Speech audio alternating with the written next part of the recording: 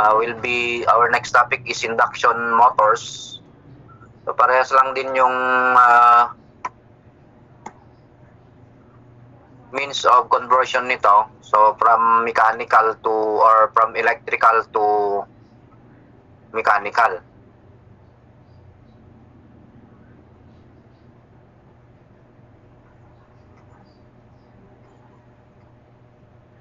Okay.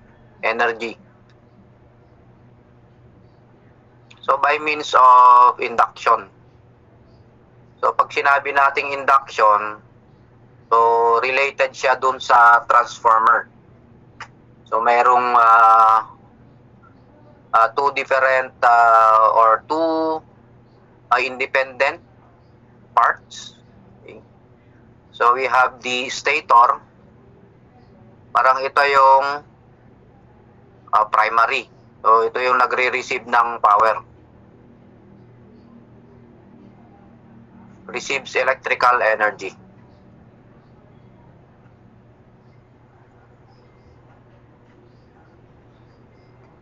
Then yung isa, yung umiikot, yung rotor.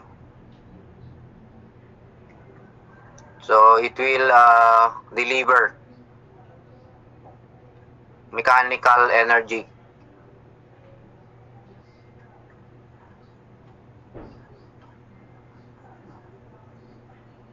So yung stator, mayroon ding windings yan. May winding din nito. Stator windings. So may copper siya, copper loss. Then as well as the rotor, mayroon ding windings yan. Okay. So parang ito yung primary ng transformer. Then ito naman yung analogous siya sa secondary. Okay, yung idea ng induction motor, so nagre-receive yung stator ng power, tapos may slip. Okay? Bago niya maipasa yung energy na yan dun sa rotor, so mayroong slip. So yung slip na yon, that is used to determine the amount of mechanical energy being absorbed by the rotor, the induction motor. Okay? Pag medyo mabilis siyang tumakbo, medyo wala siyang, konti lang yung load niya. Pero pag medyo mabilis or mabagal yung speed niya, so mataas yung kanyang load. So, ibig sabihin nun, yung slip, pag mataas siya, so mataas yung load. Okay? So, ang tawag doon, increasing load.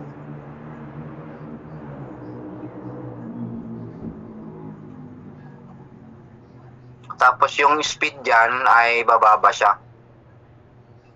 Yung slip, yan yung relationship between yung slip is equal to the synchronous speed minus the rotor speed divided by the synchronous speed multiplied by 100%.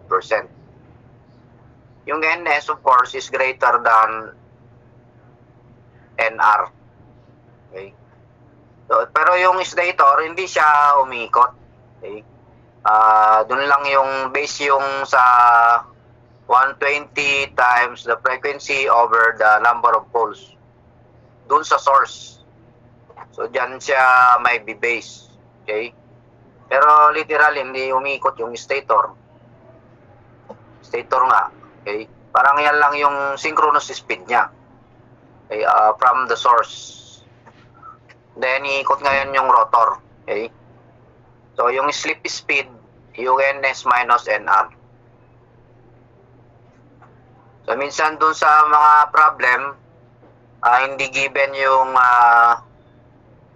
frequency. Okay? So, ganito yung gagawin ninyo. For a frequency of 60 Hz. So, papaano na ito? Okay. So, yung 2 poles, ito na actually yung pinakamataas na synchronous speed. Okay. So use 120 times F divided by P. So ano yung NS ng induction motor? So 120 times the frequency, 60 divided by P, that is 2. 3,600 RPM. Pag halimbawa sa problem, ang given ay 3,510 yung rotor speed. Walang nakalagay doon na frequency, number of poles. So, tumingin kayo sa mas mataas na synchronous speed compared to that NR na 3,510. So, 3,600 yun. So, hindi siya pwedeng yung susunod, 1,800 lang to. 1,800 RPM. Yung speed ng rotor ay 3,510. Tapos, ito naman yung nasa isip nyo na synchronous speed, negative slip siya. Walang negative na slip. With regards to motors. So, 4 poles, ilan niya ay 6 poles. Na 120 times 60 divided by 6. 1,200 revolution per minute. Okay, and so on. Diyan yung i-base. Tapos kung yung frequency ay 50 Hz, yung NS for 2 poles is 120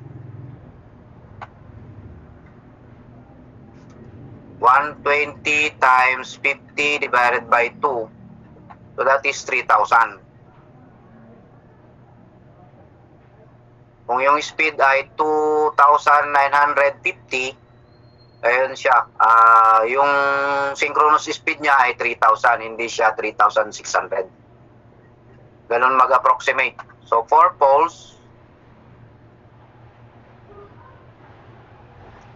Yan ay 1,500. Pag 6 poles, 1,000. And so on.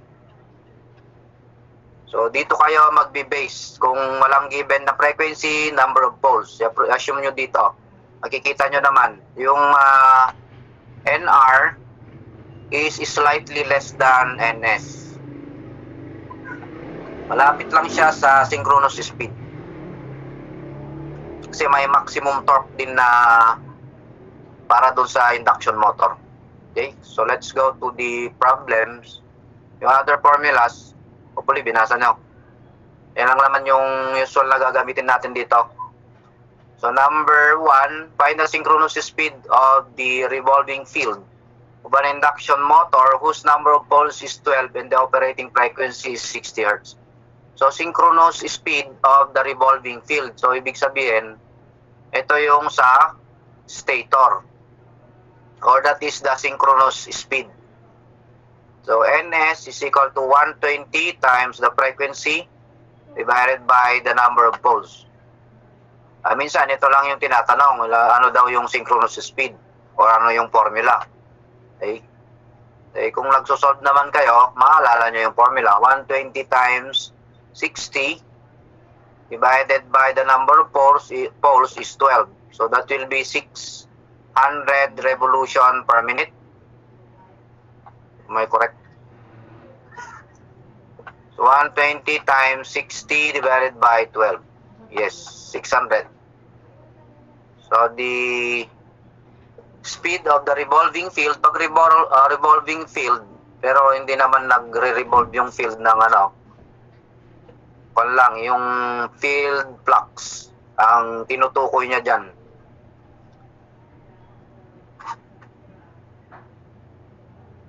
Kasi yung stator, kasali yung field doon.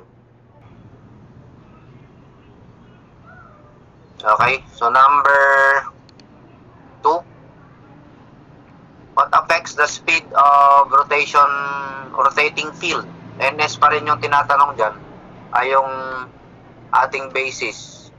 Torque and frequency, torque and number of poles, frequency and number of poles. Ito yung tamang sagot. Itong mga iba dito, yung tatlo, it will affect the rotor speed. Yung tatlo, A, B, D. So, they will affect the rotor speed. Yung torque, pag mataas yung torque, mabagal yung rotor speed. Pero yung NS, depende yan sa source. Kaya it is based or it will be affected by the frequency and the number of poles. So 120F divided by P. Okay, number 3, a 4-pole induction motor running with 5% slip is supplied by a 60 Hz synchronous generator. Determine the speed of the motor. Kung makikita nyo sa mga choices, 1.6, 1.7, 1.6. So, nasa 1 siya. Ano yung synchronous speed na malapit sa mga values na to? Sa akin, 1.8. Pero para ma-check nyo, solve natin yung NS. 120 times the frequency of the stator or the field, rotating field, divided by the number of poles. So 120 times the frequency, 60 divided by 4, 1.8. 1,800 revolution per minute. So therefore, yung tinatanong dito na speed of the motor is the rotor speed. It is not the synchronous speed. Okay? So again, slip is equivalent to NS minus NR divided by NS. Pag sinolve natin yung value ng NR, that will be 1 minus the slip in decimal divided by times NS. That is 1 minus 5 over 100 multiplied by NS is 1,800 revolution per minute. Therefore, the rotor speed is equivalent to 1 minus 5 divided by 100 then times 1,800. Oh. Diba yung may pindot? 1 minus 5 divided by 100. So times 1,800. 1,710 RPM.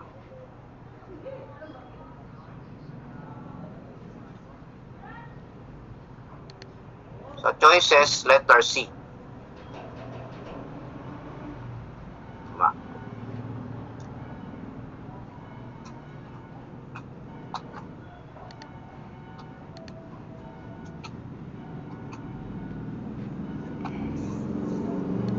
Next, an induction motor, what is the percent slip if the speed is 3,510?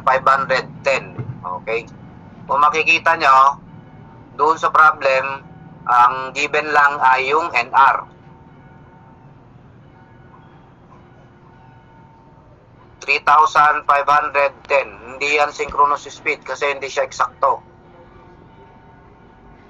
Or exact doon sa 3,6, 1,8, 3,000, 1,5.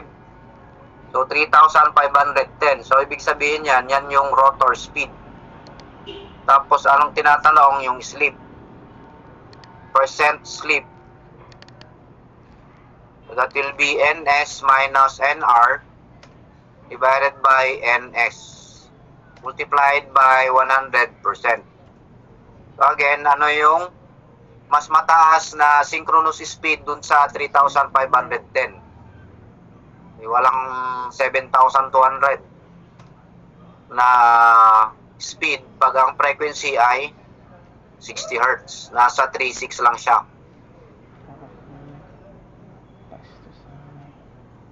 Ayan yung gagamitin natin na synchronous speed.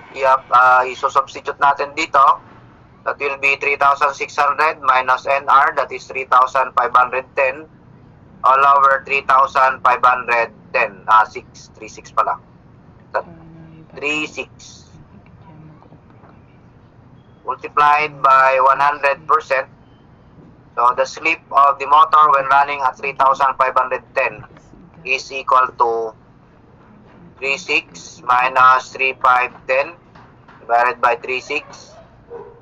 That is 1 over 40 multiplied by 100% is 2.5%.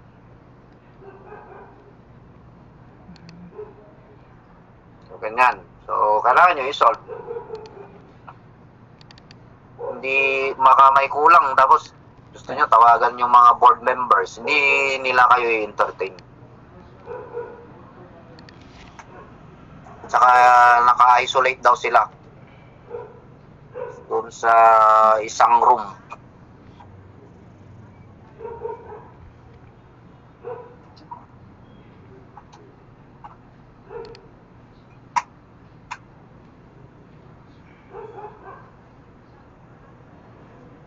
Okay, yung next, number 5.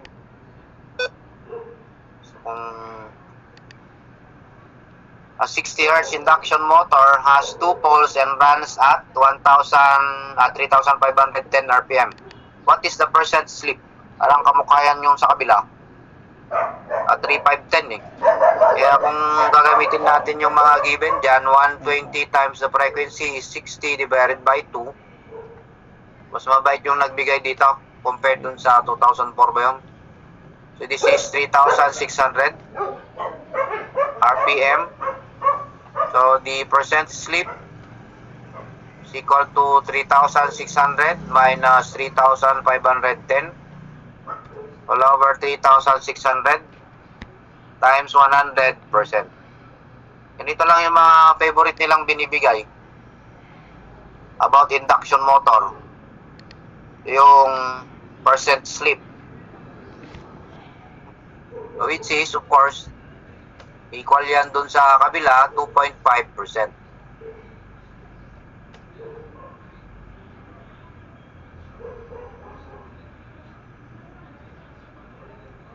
So that is number 5. Kompleto yung number 5, yung number 4, hindi siya kompleto. Pero ganun pa rin ang gagamitin natin. NS is equal to 3,600 RPM. Okay, next, number 6. A 6-pole 50 Hz 3-phase induction motor has a full load speed of 950 RPM. Each speed in RPM at half load is blank. Ang analysis dito, full load speed. So medyo yan na yung pinakamabigat na load niya.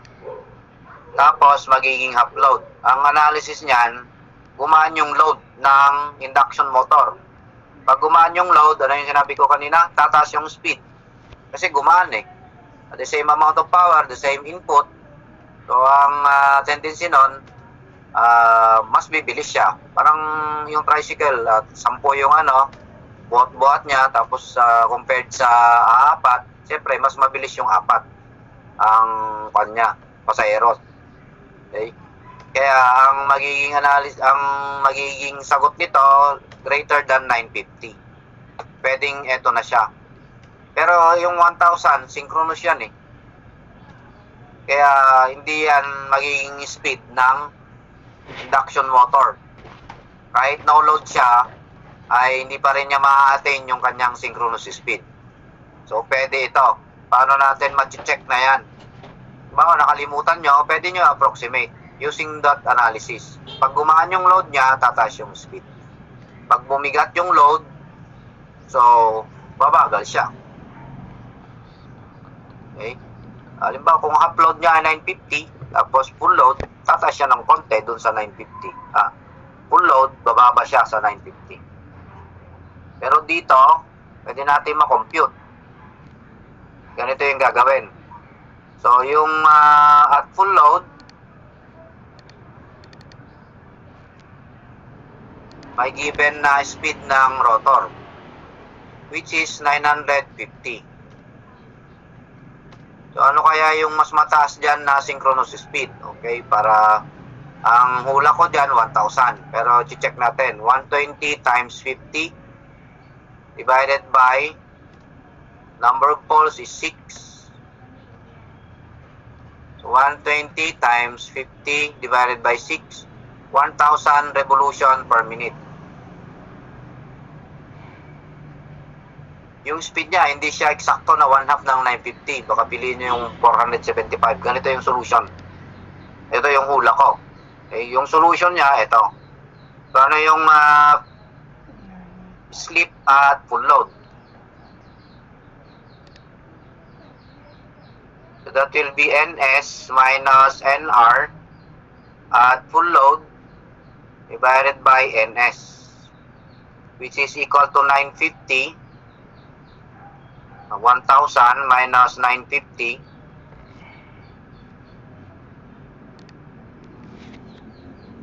divided by 1,000 is equivalent times 100%.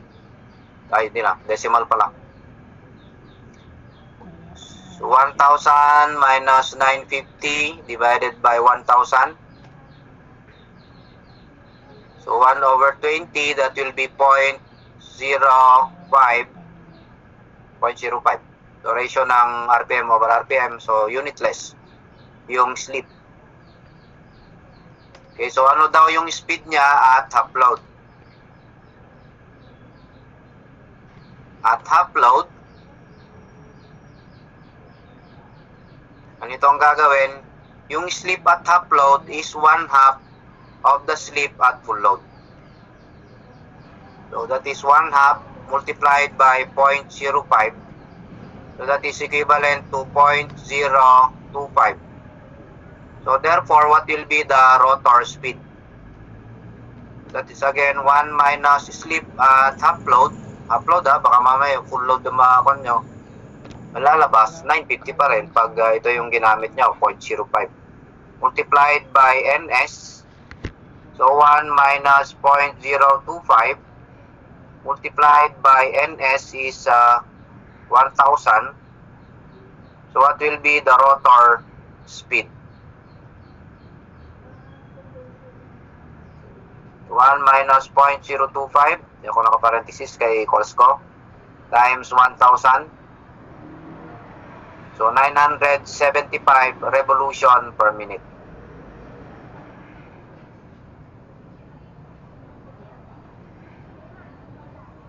Which is, tama yung analysis natin. Yung binigay sa board exam nung last ata yun, 873 ang sagot. Kaya pag 873, malamang 900 yung synchronous speed. Ganito lang, mga synchronous speed, sleep. Pero mamaya, magkuhan tayo. Mag-solve din tayo na mas malalim ng konti.